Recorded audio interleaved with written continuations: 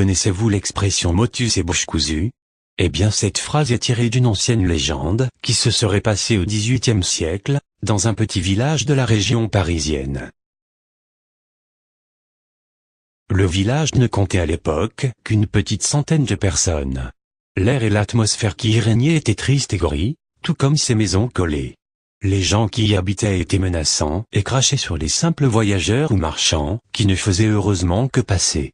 La grande majorité de ces habitants étaient âgés, à cause des jeunes qui faisaient leur exode dans la capitale, pour plus de réussite. Quelques-uns seulement étaient restés. Dans ce petit groupe se trouvait un cancre rejeté et détesté par tout le monde, même par sa propre famille, nommé Motus. Il vivait dans une petite maison à l'écart des autres, elle faisait peine à voir. Un toit presque détruit par les intempéries.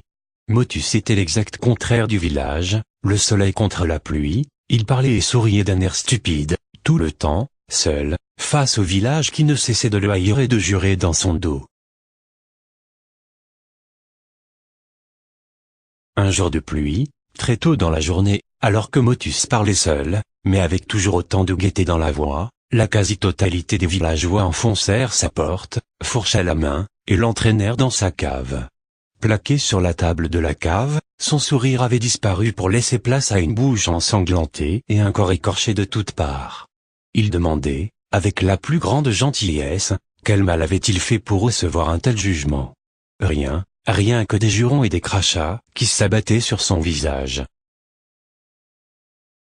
Un sentiment d'effroi le terrassa. Tout le monde se poussait pour laisser place à une vieille dame ridée, qui avait dans sa main une grosse aiguille et du fil à coudre. La torture commença, et quelques minutes plus tard, la douleur fut trop intense pour le jeune homme, qu'il en mourut. Le cadavre de Motus disparut, et l'affaire fut classée. Quelques semaines plus tard, la gendarmerie d'un village voisin fut alertée par sa disparition. L'enquête fut courte et abandonnée, faute de preuves.